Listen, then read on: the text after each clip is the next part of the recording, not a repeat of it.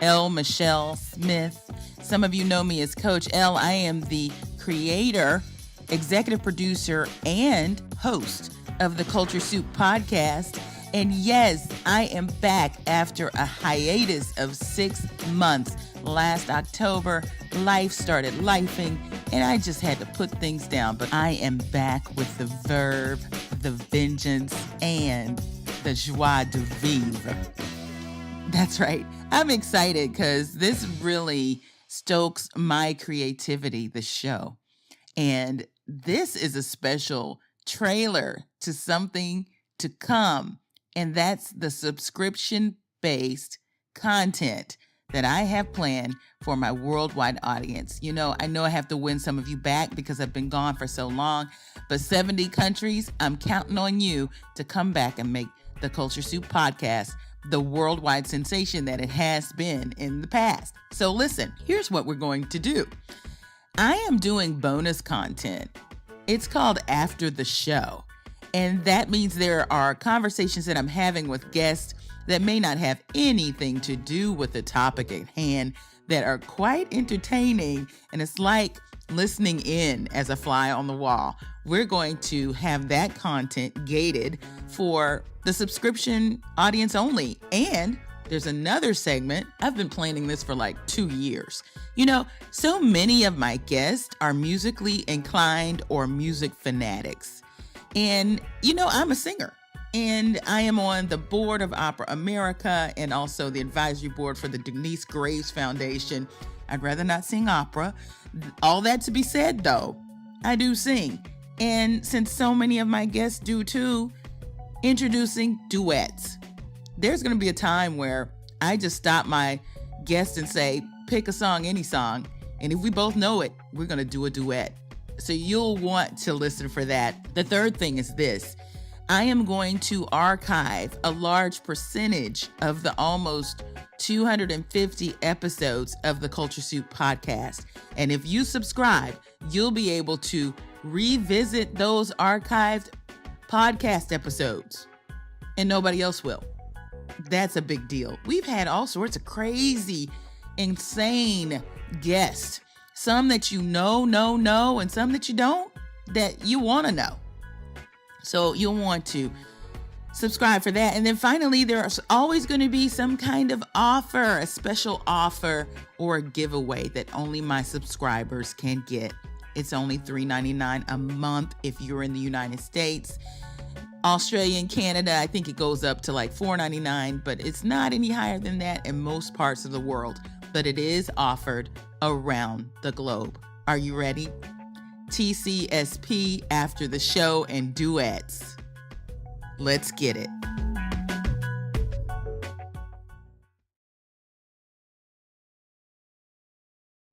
The year was 2022, and I had entered my third year of coaching for the Executive Leadership Council. I would coach their clients, their Fortune 500 clients, and they would send leaders my way through programs like Decoded, sponsored by Google, others with Capital One. It was a pleasure. But each time I would get on a call, a Zoom with the Executive Leadership Council, they'd have their coaches and they'd also have their facilitators. It's probably the first time I ever laid eyes on or knew anything about Adrion Porter. I would meet Adrion later in the year in October as I traveled to Washington, D.C. to facilitate at the Mid-Level Management Symposium. And by facilitate, I mean speak. I spoke to about 250 mid-level managers and leaders from across the United States and even some other countries, standing room only on the topic, knowing your value. In between those sessions, I got to meet another facilitator. His name, Adrion Porter. I'm very excited to share with you what Adrion does. We are now fellow adjunct faculty for the Executive Leadership Council, and we're working together on SOAR Women's Leadership Academy. He is a Generation X expert. In fact, he knows a bit about all the generations. And as you know, As a student of culture, I focus on the generations as well. A lot about what I do and what Adrion does intersect. So I thought it'd be appropriate for you to meet. Let's get it.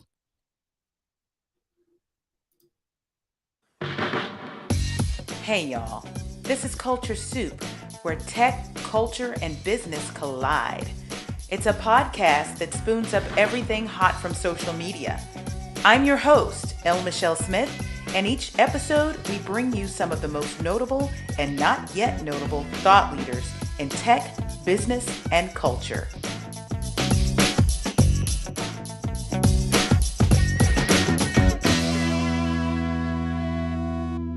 Hey, everybody. I am so excited to be back this week with an amazing guest, Adrion Porter. And he and I met through the Executive Leadership Council. We're both facilitators. I've been doing some coaching. Hey, Adrion, what's going on?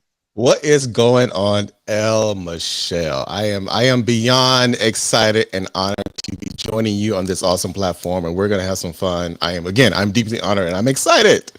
Yay, I'm excited to have you too.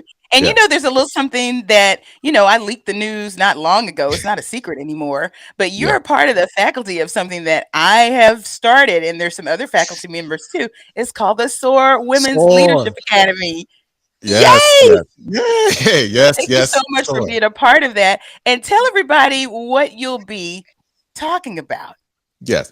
Well, first, before I even get into what I'll be talking about, again, I must give you your flowers. And firstly, again, I am honored to be part of the faculty of this great movement. Not only I call it a movement, but also a program called SOAR. And what fascinated me and what I was so honored to be a part of because it's addressing women leadership, professional growth, and part of that I will be trying to add. I'll be adding value, I should say, to you Of course you to will. the community, part of the faculty. So I'll be talking specifically about people accelerating their growth and getting unstuck who are primarily Gen Xers, people in our generation, people like me who are mid-career, midlife, which is my specialty in my lane, but particularly for women, because as many people may know, especially if you are a woman who's 40 plus and part of the Gen X generation, that not only do you have that great opportunity to be in the middle, but also on top of that, being a woman, there could be some challenges externally, but we're going to help you soar and get unstuck as a fabulous, exceptional woman, part of the SOAR Academy.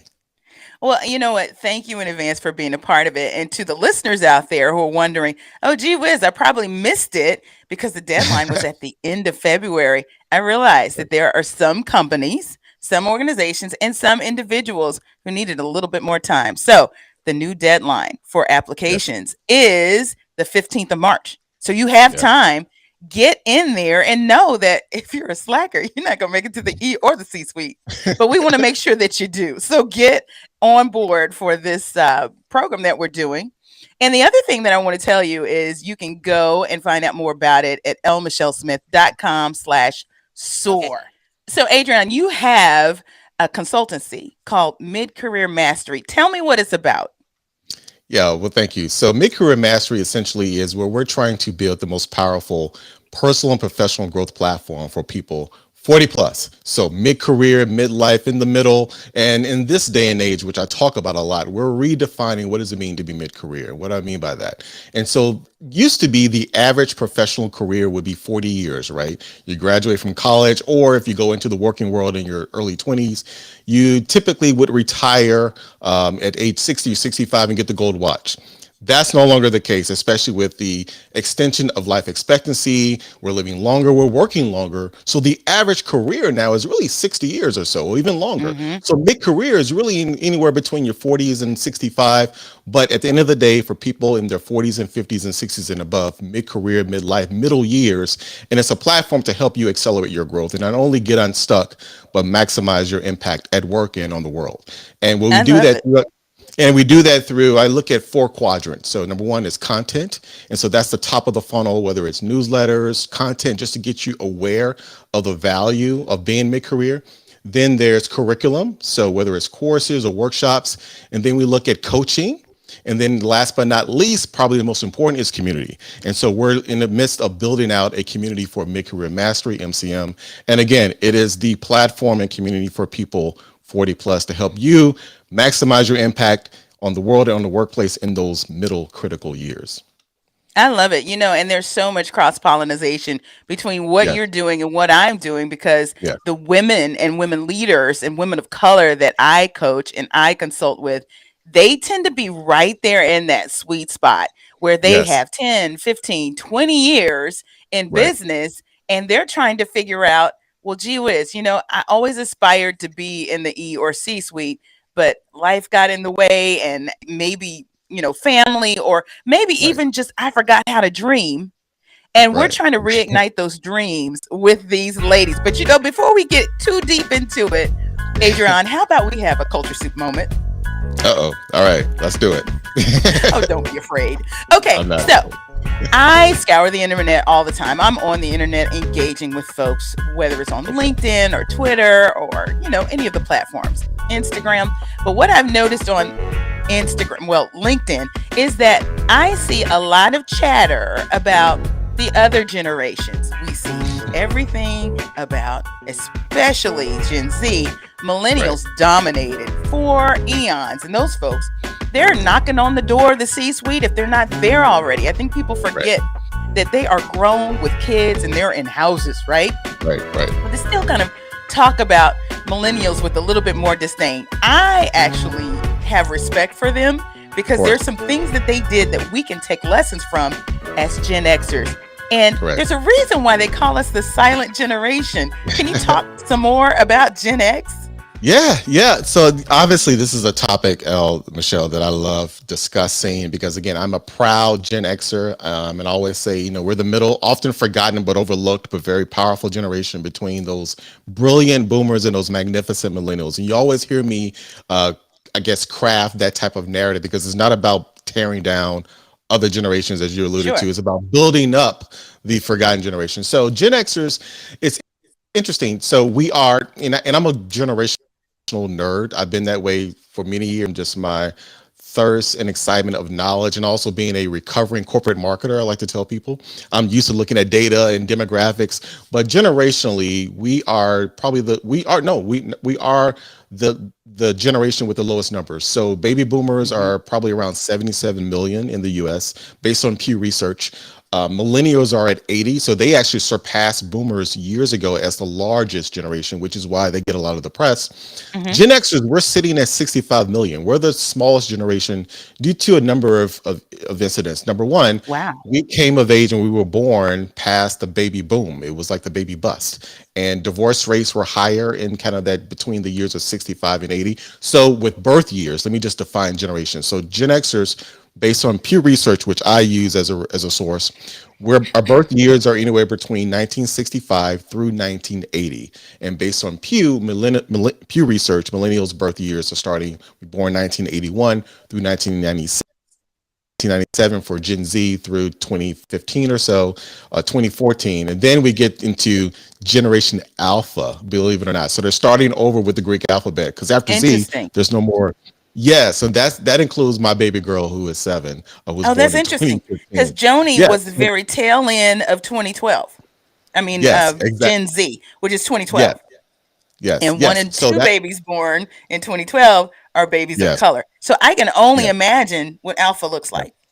Yeah, it's totally different. So with Gen Xers, we're the smaller, but when we came of age, especially during the late 80s and the 90s, we were often called the slackers. We were lower in numbers, and then we have the millennials coming into coming of age. Remember, they came of age in the year 2000s. That's why they called the millennials.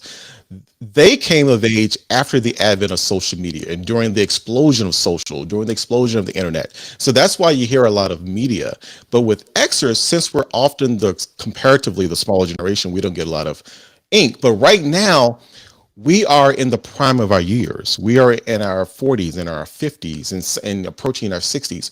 We're at the prime earning years. We're in leadership positions or approaching leadership positions in C suites. We are family individuals. So if we choose to, we're married with kids. We have a lot of working years. So we're very powerful when it comes to what we have to offer. And just kind of a story, how I got into generational theory and my passion. It's funny. And I always say that the dots always connect. The Yes. dots always connect. When I work with individuals, when I speak, or when I coach and consult, especially when we start talking about being in this middle year, middle season, and primarily Gen Xers are in mid-career, midlife, and we're looking to pivot or transition, but we don't Hmm. know where we want to go, and we're looking for signs. I always say connect the dots. So in my early 20s, I'm from originally from Memphis, Tennessee, born and raised Okay. Southern, and I did a lot of speaking in my church, and I got pushed into it, believe it or not, because I was really shy. But once I started, Isn't I that a just black church for you though? They're gonna put you exactly. up there to speak. They're gonna put me up there. I started off funny. I started welcoming the visitors, right? And it was actually my mom. She encouraged me to do that because she knew that I had a passion for kind of being out there. I used to, I performed Bobby Brown, My Prerogative, in my talent show in high school. We're not going to talk about that, but I That killed it, wasn't right? at church. That wasn't at the church No, that picnic. wasn't That true, was and I at the killed it, and school. I Gotcha. won. Just to be clear. But that wasn't no, it wasn't at church. But some of the churches in Memphis, you probably could have done that too. But anyway, but she knew that I had this in me. But when it came to speaking in front of people, I had to warm into it. But anyway, my first speaking role at church was welcoming the visitors. Right, in a black church, you for all Oh the yeah, visitors, please stand up, that's what you gotta and do. and and we welcome you. But I just didn't do that. So I decided, the creative mind, that I was going to do an acronym with visitors, and get up there and say, "Hey, this is Adrion." And I'm probably 22 at the time. Visitors, thank you for joining our church, Cumming Street Baptist Missionary Baptist Church. Um, and let's talk about what visitors really mean. You, as a visitor, you may think that you're on the outside, that you're You not made it a welcome. keynote. Oh, I made it a keynote, baby. And I said, visitors is for the victory that you will be receiving once you walk through these doors. The Ooh, I is for inclusion. The S is for being in this sanctimonious. And I'm, hallelujah. I'm probably mixing up the words because that was like 30 years ago. But I spelled out visitors, and then I remember getting the standing ovation. And then from that, it was on. And after that, I started doing these speaking with themes based on Men's Day, Women's Day. But one particular Sunday, it was Youth and Young Adult Day, and I was 25 at the time. And the theme was about being youth and young adult in this society. It was 1996. And Hmm. I talked about, and I have still the speech recorded on cassette, and I have it written out, and I went to Kinko's and typed it up, and I mentioned Generation X at 25 years old. And I reference, for all of us who are young adults, they call us Generation X, the X generation, which X means the unknown, right? It's Yeah. negative. And we're going through all these things as young adult, and we're not sure what we want to do. And then toward the end of the speech, I talked about the power of being a youth and young adult in our 20s. And I said, it's time to change that negative title, Generation X and unknown, to a more positive title, like Generation Exuberant, Generation Oh. Exemplify, Generation Extravagant, Generation Extraordinary, No, Generation. wait. I gotta stop you because now you No, preaching. no, Now you I preaching. that's what I did at 25. So at the time, I already knew about Generation X, and here's a plug for Black Enterprise, which I'm a fan of. I remember reading an Oh, me article too. by Tariq Muhammad. It was back in 1997, 96 or 97. And it was all about it was talking about from Buppy to BizWiz, about Generation X and being in Interesting. our 20s and 30s. And so I remember that was the first time I probably noticed the term, and I started studying it. And I incorporated the term Generation X in my 20s at church. And so fast forward, remember I talked about connecting the dots. Sure. I had a passion as an early 20-year-old to uplift my generation as a young adult, Generation X. Now here I am with a podcast in my 40s, now in my early 50s, but I launched it in my 40s because at the time we were still a generation that was often unknown, but we Yes. had different pain points. We're now in mid-career, midlife. We're now leaders of organizations. We're trying to be leaders in organizations. We're leaders in our family. So I launched a podcast called Gen X Amplified. Good. Same message, different theme, but still focused on Gen X. And so that's just kind of the story how I talked about the dots always connect. I never, if you would have told me in 1996 that when I was 25, that I would 30 years later, 20 something years later, launch a podcast speaking to the same audience, I would have probably told you, yeah, right. But here I am. And so Well, that's and my, you know what? Again, I say there's so much similarities between what we do. I have yes, a saying in my keynotes and also in my writings where I say they're keys to your future in your past. And it's Yes. so important to look back at these things because it helps Right. us to get to know ourselves. And you can't bet Yes. on yourself if you don't know who you are. So, You yes, this is don't. awesome. Yes. And the other thing is, I think it's so, well, it's not ironic at all because it's the story of so many exceptional Black leaders, whether you're Right. women or men, that so much of our leadership lessons came from the Black church. That is That's my true. next book, actually. Oh wow. Leadership Okay. lessons from the church. So I may From the have to church. come back to you and get some little color around those stories. I love it. Yeah, the Black church is filled with great stories. You talk about the power of storytelling, the power of narrative, the power of Yes. community. I mean, we talked about all the, like, for example, I talked about earlier the four quadrants of the value that we're provided with mid-career mastery: content, curriculum, community, coaching. Think about those four quadrants also in the Black church. You get Yes. content, you get your sermons, you get your devotionals. You have your community, obviously your segregation. You have your curriculum, whether it's Bible study, and then obviously, you have your coaching, whether it's from the pastor, whether it's from the youth minister, whether it's from your Or the fellow sisters in colleague. the church, the mothers in the church. So the Yeah, the nucleus of elders. the church, it is a representation of any organization or community that's trying to add value. And again, the dots always connect. Absolutely. Absolutely. Wow, this is really good. Let's shift a bit Yes. and let's talk about what you've been up to lately. Yes. You travel a little bit and Yeah. you're taking your message beyond. So Yes. you just Yeah. came from North Carolina. What were you doing there? Yeah, no, it's great. In North Carolina. I was actually in partnership with one of how we met. So I'm also on the adjunct faculty of Executive Leadership Council. So we were speaking to a client of theirs, Barings, and we were talking about obviously this part of accelerating your career as a diverse professional. So I did that. I'm actually, before that, I was also in DC working with AERP, also with Black Enterprise. So I do a lot. I'm actually heading up this summer, couple to New York, working with Thurgood Marshall College Fund. I'm speaking 2 weeks from now in another location. So what I do is, like you said, it's all message to the mass. And what I try to do, whether it's in partnership with other organizations, like whether it's ELC or Thurgood Marshall College Fund or AERP, which is a huge partner of mine, to my own with mid-career mastery, it's really about amplifying the message, and particularly through mid-career mastery and what I do with Gen X Amplified, the podcast, what I do with Fabulous Over 40, which is another platform that I own and created, which is a spotlight series on LinkedIn in the form of a post series where I highlight professionals and leaders who are happening to be maximizing and creating meaningful impact on the world, who happen to be in midlife. And a lot Hmm. of them are executive professionals, people that you may know or may not know. And I also do that through this Fabulous Over 40 fireside chat series, where I take some of those individuals and we have a dialogue like this. And so everything that I do, whether it's Fabulous Over 40, Mid-Career Mastery, Gen X Amplified, my own speaking, and the platform, it's all about amplifying that there's magic in the middle. If you are in mid-career, midlife, it's a way to get unstuck. And I'll just take a step back and talk about the genesis of why I'm so passionate about this. So Hmm. as a data nerd and as a data geek, and also making sure to understand the why of what I do and how I can create impact. This feeling that a lot of us feel when we're Gen Xers or when we're mid-career, it's natural. The feeling I'm talking about, whether it's the mid-career malaise, a lot of people talk about the midlife crisis, right? That a lot of Gen Xers or people in the middle go through, but I look at it, and maybe not necessarily a crisis at times, but more of this feeling of malaise.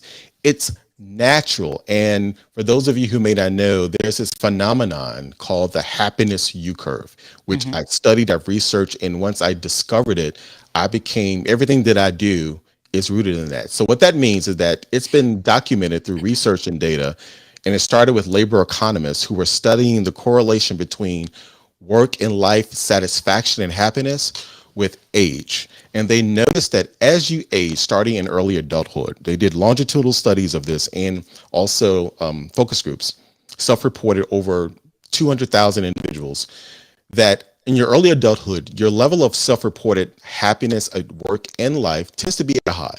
But Hmm. as you age, it starts to go down a little bit, right? As you get older in your 20s and your 30s. And then it nadirs in its lowest point, guess, in your 40s. right? Mm. Self-reported happiness and work satisfaction.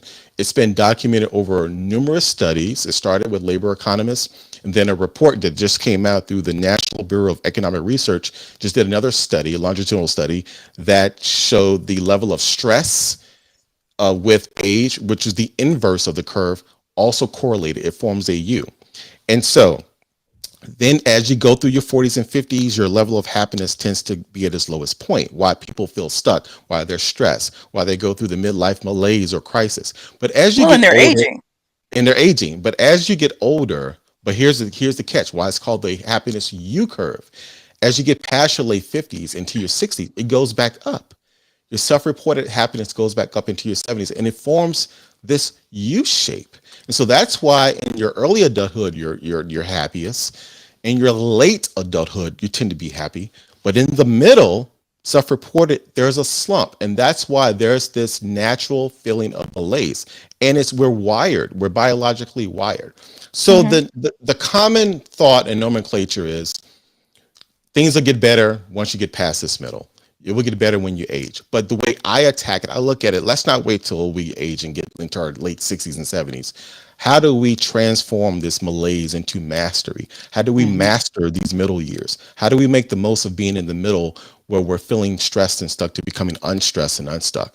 And that's how everything that I do is rooted into flattening that happiness U curve to making it more of magic in the middle, and we master those years. And so I do that with the platforms and everything that I do to really amplify the power of being Yeah. in your middle years. Excellent. Awesome. Awesome. So, I work with leaders primarily. I work with Yes. organizations too, but typically working with them to work with the leaders. Kind of Right. like Nike. I'm here for the Right. athlete. So, my question for you is, seeing that I have primarily women Yeah. and women of color who are in the middle of the leadership pipeline, some of them are Right. spewing out mostly because they've either been pushed out, they've left on their own because they Right. were unhappy, Right. or they're going to start businesses, Right. unprecedented. They're doing this, and Black women are leading the way in all of this. And a lot of what I do is to help these women figure out how to stay in corporate America. And Hmm. what I uncover is many of them had some aspiration at some point in their life Right. to go higher in the food chain in corporate America. Right. What insights can you give this particular leader on how to recapture that verve and even the dream that they may have had to Mm. climb higher? It's a great question. So what I would do is I start, and this is actually a great lob, an assist, because what we're trying to do and what you're definitely have been doing with whether it's SOAR or everything that you're doing in your message and what I'm trying to do maps so well. So if you're in that middle in leadership and you're trying to get back that feeling, but you're in this moment where you're feeling stuck, I use kind of a three-pillar approach. And this is actually a framework that I've created and that's pretty much my signature framework and message. It's called the Malaise to Mastery Map. Hmm. And it's a three-pillar, simple but actionable model to get unstuck, particularly in those middle years, but it can be used in any age. And I look at three pillars. Number one, the three pillars are mindset. Second is meaning, and last is milestones. And I'll unpack that, Hmm. especially for you as a Black woman professional. Because remember, if you are a Black woman, African person of color, and you're in that middle, you're dealing with not only all the isms, right? Whether it's sometimes racism, but you're dealing with sexism, you're dealing with ageism, and I call it the triple threat isms, right? And so Yeah. with that, you have a lot. So your you may be a different, maybe a low uppercase you compared to a lot of times these data points are underreported when it comes to people of color. So let's unpack these three pillars, and it's called the Malaise to Mastery Map. It's three actionable pillars how to get unstuck in those Hmm. middle years. So first is mindset. That's all about reframing your mindset. What does it mean to be in this period? Why are you stuck? What is the shift that you're trying to make? Have a growth mindset versus a fixed mindset. If let's call her the avatar, let's call her Jennifer, right? She's Hmm. 45, she's married, she's two kids, she's a Gen Xer, Jennifer the Gen Xer, which is the name of my avatar, right, by the way. That's great. She's black. She's black. Jennifer is stuck. She's stressed. She's like mid-management, but she's on that approach of accelerating, but she's stressed out, right? She's in her 40s. She's at the bottom of that U. She's thinking it's either too late for me to excel. I'm too old. It's too late. There's so many other things. So let's start with mindset. That's all about reframing, reimagining. What does it mean to be Jennifer 45 in this world of work? So have a growth mindset. Number one, understand that it's not too late to thrive. This is the you have the power of your community in these middle years. Have a growth mindset. Read Carol Dweck's book Mindset, which I always reference. Have a growth mindset. And so understand, what does it mean to be in this middle? Okay, reinforce that this is normal. What you're feeling is normal. Second is meaning. That's all about discovering your meaning, your purpose, your why, right? What are your values? What is your purpose as a 45-year-old African American woman at this season in your life? Your why and your purpose may look solely different than it was in your 20s. Okay, at this season, what is it that you want to achieve? What is the meaning behind where you are right now? And then define your purpose statement. Look at what's driving you, what's giving you motivation, and what do you want to achieve? Really look at what is a meaningful path and career for you at this season. So identify the role, the job, whatever is the case may be. That's professionally, personally. What is a meaningful personal life? Identify that, write it down, and attack it. First, reframe your mindset. Now look at your meaning. Now let's look at milestones, the third pillar. Yeah. Once you define that, let's set some milestones, because often what happens is that when you're in this middle, you're absent of milestones. We have plenty of external milestones when we're younger, right? We turn 18, we graduate from college if we choose to. We get our first job. We get our first assignment. Fast forward later years, milestones, you retire, you have grandkids, you're doing this. But in that middle, when it's the busiest, you're absent of those intentional milestones. That's why that is the third pillar. Be intentional with establishing, what are my milestones? What are my goals right now? So you as Jennifer, okay, I want to make a VP of this organization, or I want to become C-suite, or I want to create a huge project that's going to give me impact in a year. Personally, I want to, whether it's be healthier, maybe if you're in a unhappy marriage, get divorced. I don't know, whatever the case may be. But any personal learn piano, personal professional milestone. And so once you do that, you from this point and this of being stuck and stressed because everything wasn't intentional, is that you reframe your mind, you discover your meaning, and you've established those milestones. And that's called the Malaise to Mastery Map. And I would encourage Jennifer or anyone who's in this target group to think about those three pillars of getting unstuck and become intentional, and reframe your mindset, discover your meaning, and establish those milestones. Awesome. So for anybody wondering what his session's going to be like with SOAR Women's Leadership Academy, you just got a preview. That's awesome. That is so awesome. So awesome. So Thank you. tell me, we also have this in common, former marketers, as in strategic comms. That's right. More than 25 years. Yes. And you did it too. And we made our transition. I made it a couple times, but we made our transition from entrepreneurship to business owners. Yes. How's it been for you? And what was the impetus for you doing that? Well, it's interesting to go from being in marketing to being an entrepreneur. Yes. The impetus for me was, it wasn't by choice. I actually got pushed into it. I got laid off. So it happened to me too. I was surplused. Yeah, and so it's interesting. That is the true impetus. But I would say I've always had desires to create my own path. I actually have it written down in my high school senior memory book or yearbook, and also in a book that I'm a huge fan of, Les Brown, who I met about a month ago. You just met him. I saw it. Yeah, and I recorded a video with him. Looking at. Yeah, Les Brown. So, but the reason I mentioned Les Brown, because they're the book that my mother bought for me, Live Your Dreams, one of his first book. I received it in 1993, and in the back of most books, you have these exercises. I'm sure you know as an author, but it talked about your goals. And I wrote back in 1993. This is before I really got into the professional world. my goal to be an entrepreneur of my own organization, to help others. So I knew I've always wanted to do that. However, my path with going through school, going to business school at Vanderbilt, working at Citigroup in New York, working at HBO, working as a marketing director, working at Cartoon Network, that was my path because I used the skills that I attained through school, through professional. But I've always wanted to do my own thing. So when I got laid off from Turner back in 2011, the year that I turned 40, by the way, Mhm. so I'm approaching that bottom of the U, and then really it happened. I was trying to figure out what I wanted to do. And through the encouragement of a friend of mine who encouraged me, Adrian, you have all of these skills and experiences. Why don't you try consulting? And so that's what I did. And once I started doing that, I just got hooked. I went back for a couple of years as a CMO of a startup here in Atlanta. But for the most part, since that moment, I've been on this path of creating impact and value based on my own thoughts and ideas and thought leadership. And so it's good. Initially, again, the impetus was like I pushed into the waters, but once I got in the waters, I just kept swimming. And what's helped me along the way is just the power of community, the Yeah. encouragement, talking to other and working with other entrepreneurs like yourself, because people, you have to understand this.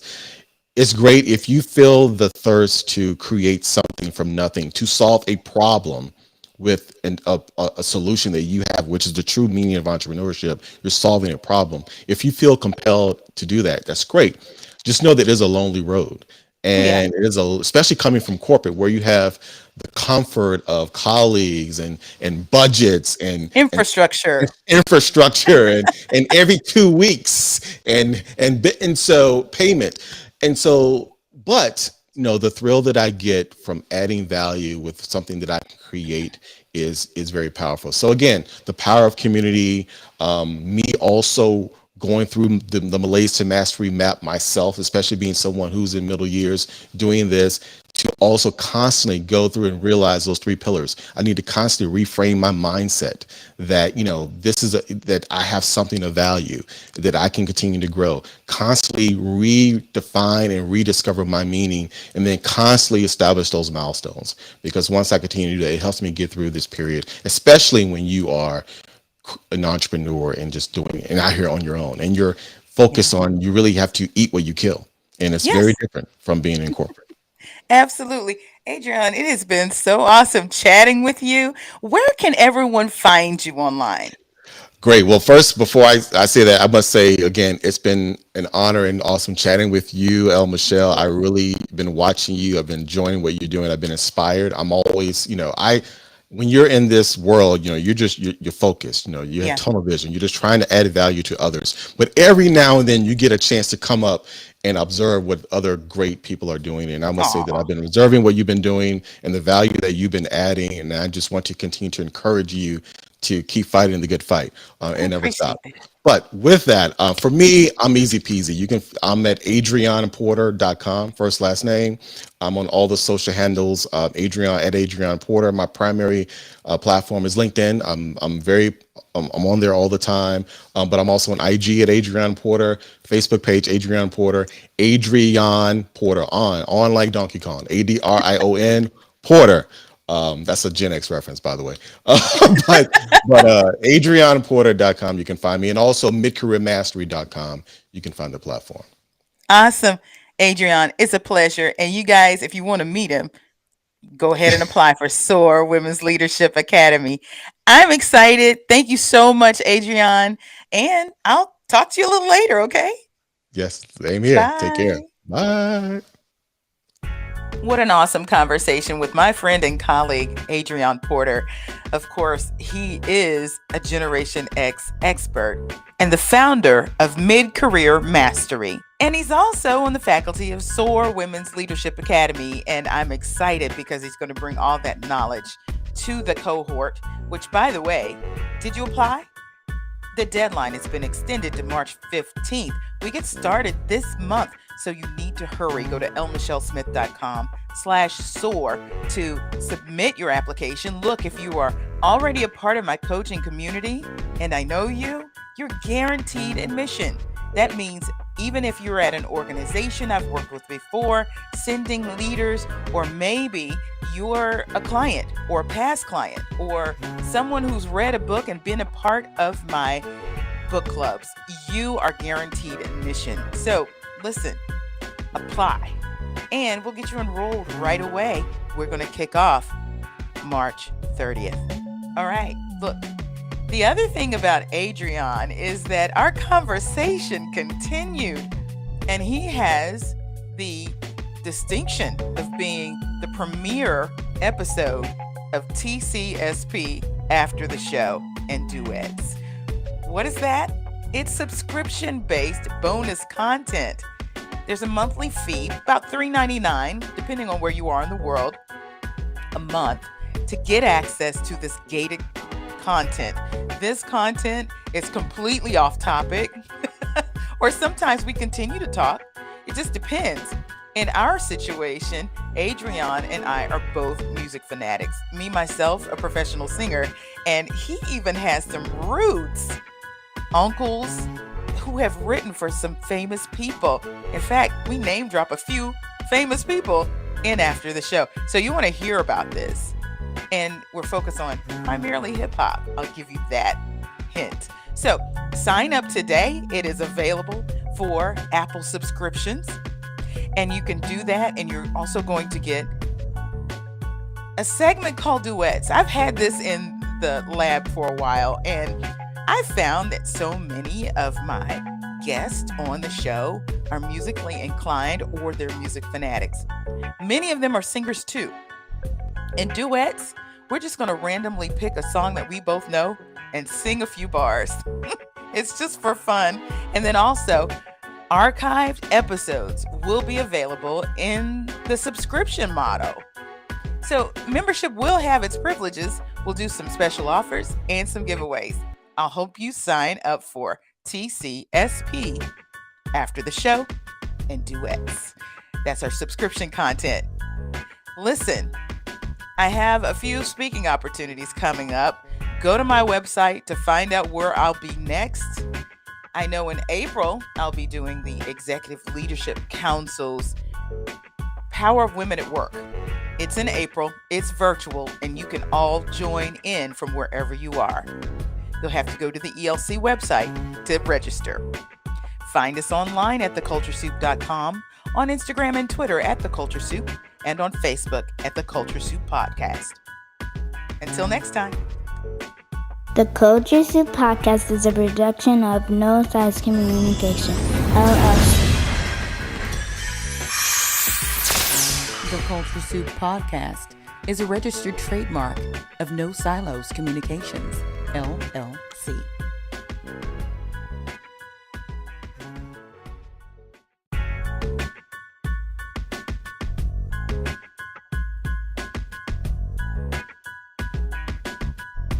On this edition of After the Show, Adrion and I talk everything hip-hop, old school, Run DMC, LL Cool J. You have no idea. People who know me know, number one, I'm a music junkie.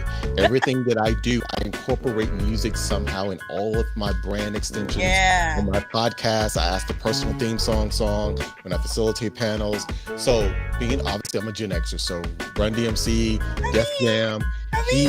I used to play rock box every morning because I used to love that.